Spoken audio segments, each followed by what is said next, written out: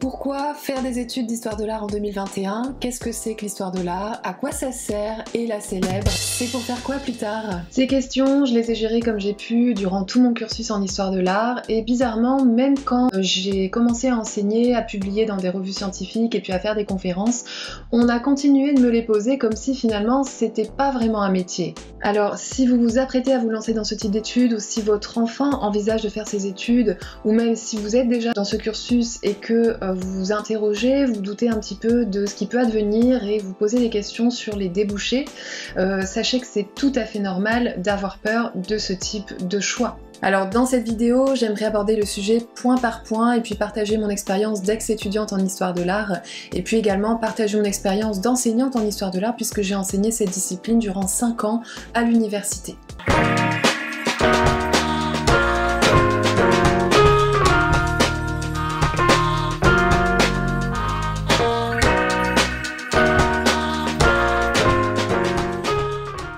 Bonjour à tous, j'espère que vous allez bien. Si vous êtes nouveau ici, je vous souhaite la bienvenue sur cette chaîne.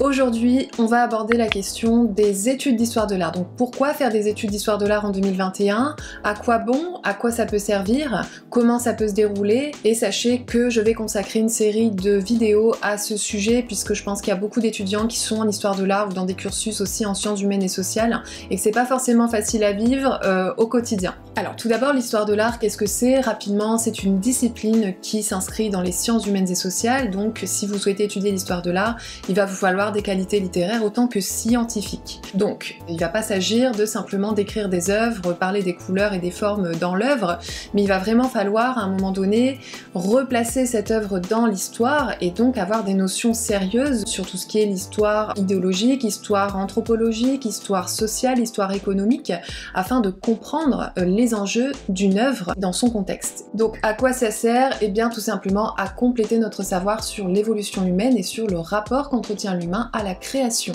Alors pourquoi étudier ça en 2021? Voici 5 bonnes raisons. Premièrement, c'est passionnant, et oui, c'est une raison. Alors ça peut paraître un peu bateau, je sais, mais c'est quand même essentiel et c'est quand même bon de le rappeler. Un étudiant qui est passionné par ce qu'il fait, c'est un étudiant qui a de fortes chances de réussir dans son domaine. Si vous êtes un parent qui s'inquiète du projet de son enfant de se lancer dans ce type d'études, et si vous vous demandez un petit peu à quoi ça peut le conduire, sur quoi ça va déboucher en termes d'emploi, c'est tout à fait normal de s'inquiéter, c'est tout à fait normal de se questionner, mais si vraiment c'est ce qu'il souhaite faire, demandez-vous tout simplement ce qui va se passer si votre enfant se lance dans des études qu'il ne l'intéresse pas plus que ça, voire qu'il peut désapprouver. Combien de temps est-ce qu'il va s'accrocher? À quoi ça va mener justement? Beaucoup d'étudiants se trompent d'orientation et s'en rendent compte assez vite, mais malheureusement tous n'auront pas l'opportunité de recommencer un cursus. Donc là il y a un vrai enjeu et je pense que bien orienter son enfant au départ c'est très important, quitte à l'encadrer d'une manière un petit peu spécifique. Et c'est pour cette raison que je souhaite faire cette vidéo aujourd'hui, afin d'essayer de donner un petit peu des clés sur comment on gère, comment on aborde les choses, comment est-ce qu'on peut encadrer son enfant dans ce domaine-là et dans ce choix qui n'est pas un choix facile. Et d'ailleurs, dites-vous que si votre enfant sait ce qu'il veut faire, sait vers quoi il veut se diriger, même s'il n'a pas exactement le projet et même s'il ne sait pas exactement sur quoi ça peut déboucher, la licence d'histoire de l'art et archéologie, justement, ça peut vraiment être un très très bon choix, une très bonne solution dans un premier temps. Les études d'histoire de l'art sont passionnantes si l'art vous intéresse, et en licence d'histoire de l'art et archéologie, vous allez acquérir vraiment toutes les bases et approfondir tout ce qui concerne l'histoire de l'art, donc l'art antique, l'art médiéval, l'art moderne, l'art contemporain. Vous aurez des cours de langue, vous allez pouvoir faire des stages aussi si ça vous intéresse, et puis vous allez voir, il y a pléthore d'options, vous allez pouvoir choisir pour approfondir les choses, que ce soit en philosophie des arts, que ce soit en littérature des arts, en littérature artistique, ou bien même en sociologie, ou tous les cours qui peuvent être connexes au sujet de l'histoire de l'art et qui vont vous permettre d'approfondir un sujet en particulier. En fait, ce qu'on reproche souvent à ce type d'études, c'est que ça ne mènerait nulle part, que ça sert un peu à rien, que finalement on va acquérir une vague culture générale qui va pas vraiment être utile en soi, notamment par exemple pour intégrer une entreprise. Alors premièrement, ça veut pas dire que vous ne trouverez jamais votre place en entreprise, c'est faux. Moi j'ai fait plusieurs passages en entreprise pendant plusieurs années pour certaines. C'est pas gênant, c'est pas impossible, il y a plein d'entreprises qui sont très ouvertes à ce niveau-là et de plus en plus, même si quand même même je conseillerais vraiment de pousser les études jusqu'au master dans ce cas-là. Mais bien évidemment, faut quand même se demander si le but c'est de travailler en entreprise ou pas. Et sachez qu'il n'y a pas que l'entreprise justement. La fonction publique reste aujourd'hui un choix qui peut être très intéressant pour faire une carrière dans le domaine des arts, de la culture, du patrimoine. Simplement en passant des concours, vous pouvez acquérir une sécurité de l'emploi qui est largement équivalente au CDI, si c'est pas mieux en réalité. Maintenant, on va pas se mentir, les places sont chères dans le domaine de la culture, dans le domaine du patrimoine, c'est clair. Il va falloir s'accrocher, il va falloir travailler, et c'est pour ça que je dis que c'est ambitieux de vouloir se lancer dans une voie comme celle-ci. Ça implique énormément d'ambition, ça implique qu'on s'accroche, ça implique aussi beaucoup de patience, ça implique qu'on puisse aussi démarrer sur un poste qui est en dessous du niveau sur lequel on est qualifié, mais ça aujourd'hui, j'ai envie de dire, c'est un petit peu pareil dans tous les domaines. Donc oui, il va falloir travailler si vous souhaitez faire carrière dans le domaine de la culture et du patrimoine, c'est une évidence, c'est pour ça que c'est très ambitieux, et c'est pour ça aussi que la question c'est pour faire quoi après, elle est assez difficile à vivre quand on est dans ces cursus-là, parce qu'en réalité on sait très bien que quand on se lance là-dedans, il faut avoir plusieurs plans B, même si on a un métier idéal, on ne sait pas si on va pouvoir réussir. Et ça peut même paraître un petit peu prétentieux de dire moi ce que je veux faire c'est ça, sachant pas si on va y arriver, sachant pas si on aura l'opportunité, sachant pas si on va avoir le réseau, et du coup c'est impossible de répondre à cette question de manière convaincante, il n'y a pas de voie tracée. Et là on arrive au point suivant. C'est un parcours qui va être forcément évolutif. Vous ne pouvez pas arriver d'un point A à un point B comme ce serait le cas par exemple si vous faites une école d'ingénieur, vous allez devenir ingénieur. En histoire de l'art, c'est complètement différent. Faut vraiment comprendre, et c'est pour ça aussi que je fais cette vidéo, pour toutes les personnes qui accompagnent une personne qui se lance dans ces études-là, que ce soit le conjoint, que ce soit les parents, il faut vraiment comprendre que la personne qui se lance là-dedans, elle ne peut pas savoir où elle va exactement et comment ça va se passer. Elle ne peut pas vous répondre. Ça ne veut pas dire qu'il n'y a pas d'avenir, ça ne veut pas dire que c'est trop flou, que c'est une voie de garage, que ça ne mène nulle part. Non, c'est juste que c'est pas la voie tracée comme on la souhaite pour nos enfants, comme on la souhaite pour les gens qui nous entourent. Évidemment qu'on aimerait que ce soit aussi simple, mais aujourd'hui ce n'est pas le cas, et ce ne sera jamais le cas dans les études de la culture, dans les études en art, dans les études dans ces voies-là en fait. Alors vous allez voir, en licence, vous allez avoir environ entre 15 et 20 heures de cours maximum par semaine, donc ça vous laisse beaucoup de temps libre. Mettez à profit ce temps libre, ça c'est vraiment très important. Vous allez pouvoir faire des stages, essayez vraiment en licence de faire un maximum de choses, d'avoir un emploi, multiplier les expériences, essayez simplement de commencer à mettre un pied à droite, un pied à gauche, même si vous savez pas exactement où ça vous conduit, le fait de travailler ou de préparer un concours, ça va forcément vous permettre déjà d'assurer un petit peu vos arrières. Voilà, donc pour conclure, c'est un parcours qui est évolutif aussi parce que à côté de vos cours, vous allez forcément travailler et que ces expériences professionnelles vont certainement vous mener aussi quelque part. C'est comme s'il fallait tisser deux aspects en fait en parallèle, donc les cours qui vont vous déboucher sur un diplôme et les expériences professionnelles qui vont parfois au bout d'un moment vont se recouper, vont pouvoir s'aligner un petit peu. Vous allez acquérir forcément un jour un job dans un musée, vous allez finir par y arriver et puis peut-être que à la fin des 6 mois de CDD dans le musée par exemple, vous allez devoir repartir en arrière et reprendre un job dans un domaine qui n'a rien à voir, mais ça ne fait rien parce que là vous allez forcément apprendre des choses, vous allez forcément rencontrer des gens et à côté vous gardez toujours votre pied à l'université et vous allez acquérir un maximum de diplômes. Surtout, mais vraiment l'erreur à ne pas faire si vous vous lancez là-dedans, c'est de vous contenter d'avoir un diplôme et de vous dire ah bah c'est bizarre, je trouve rien. C'est sûr, si vous sortez de l'université avec un master en histoire de l'art, si vous n'avez pas travaillé à côté, vous allez diminuer vos chances. Plus vous allez sortir de l'université avec des expériences professionnelles à valoriser, plus vous allez avoir de chances de vous en sortir et plus vous allez être ouvert à plein de choses et plus vous allez être polyvalent et plus vous allez acquérir cette confiance en vous et cette idée au fond de vous que vous ne serez jamais perdu. Vous pourrez toujours gagner votre vie, vous pourrez toujours faire quelque chose qui vous permet de vivre et enfin vraiment avec le temps vous allez acquérir cette capacité à vous adapter, vous allez vraiment évoluer. C'est ça qui va vous faire évoluer. Donc gardez ça en tête, n'ayez pas en tête voilà, moi je vais faire un master d'histoire de l'art et puis après je vais passer le concours de conservateur et puis je vais l'avoir et puis je vais devenir conservateur. Franchement, ça marche rarement comme ça. Donc attention surtout à ce genre de logique, c'est justement la difficulté quand on se lance dans ce genre d'études. Voilà, donc très clairement, le côté évolutif de ce parcours en histoire de l'art ou dans d'autres domaines des sciences humaines et sociales, hein, quand on ne sait pas exactement où on va, mais qu'on sent qu'il y a vraiment un champ des possibles pour soi, je pense qu'elle est intéressante, et cette voie est intéressante pour toutes les personnes qui n'ont pas forcément envie de suivre un chemin tout tracé de l'école à l'entreprise.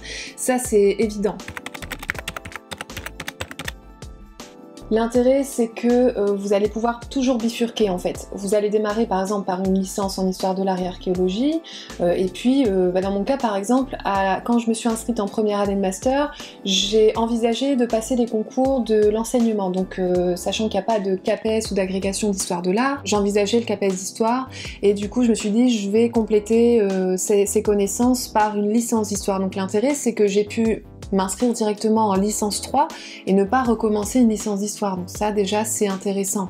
Pareil, il y a quelques années encore, quand vous vouliez devenir commissaire-priseur, il fallait faire une licence d'histoire de l'art et ensuite faire une licence de droit. Aujourd'hui, la bi-licence existe, vous allez faire une licence qui va vraiment vous conduire aux deux, donc vous allez faire du droit, vous allez faire de l'histoire de l'art, et à l'issue de la licence, vous pouvez choisir de continuer en histoire de l'art en master ou de continuer en master de droit. Donc ça c'est important, ça veut dire que vous pourrez toujours bifurquer par la suite et arriver sur des cursus en master qui sont hyper intéressants. Les filières deviennent de plus en plus pointues, les masters se multiplient, vous allez vraiment pouvoir postuler pour des masters qui sont prestigieux. Vous allez pouvoir postuler pour un master à l'école du Louvre, mais vous allez aussi pouvoir bifurquer, vous allez pouvoir vous inscrire en master en marketing, vous allez pouvoir vous inscrire en master en communication, vous allez pouvoir vous inscrire en master professionnel en histoire de l'art pour par exemple travailler sur tout ce qui est muséologie, pour préparer des concours comme celui de conservateur. Vous allez pouvoir faire de la recherche, moi c'est ce que j'ai fait, master de recherche en histoire de l'art contemporain. Donc vraiment les possibilités après la licence en histoire de l'art, elles sont infinies. Il n'y a pas du tout de... c'est pas des voies de garage, loin de là. Ce sera une voie de garage la licence si vous arrêtez à la licence. Mais si vous voulez poursuivre en master, mais vous allez avoir vraiment l'embarras du choix. Donc gardez ça toujours en tête, dites-vous qu'avoir une licence en histoire de l'art, ce sera jamais perdu, et ça va vous donner une culture que la plupart des gens n'auront pas. Donc ça fait vraiment la différence le jour où vous allez passer un entretien de recrutement en master ou même un entretien de recrutement. En fait, tous les entretiens de recrutement, vous allez voir que vous allez avoir cette singularité. Plus vous allez pousser vos études, plus ça va intriguer, plus les recruteurs vont vous interroger sur votre parcours, sur vos ambitions, sur sur votre culture, parce que forcément ça va les intriguer. Voilà, donc pour résumer, c'est un des points forts de la licence en histoire de l'art et archéologie, c'est que derrière vous allez avoir vraiment un gros potentiel, un gros champ des possibles pour aller ensuite en master. Si votre projet évolue, vous pouvez tout à fait envisager d'entrer en école de marketing, d'entrer en école de communication, et là justement vous aurez acquis une culture que vous n'aviez pas après le bac et qui va vous permettre de faire la différence par rapport à des dossiers qui sortent de BTS et de licences un petit peu plus génériques au final.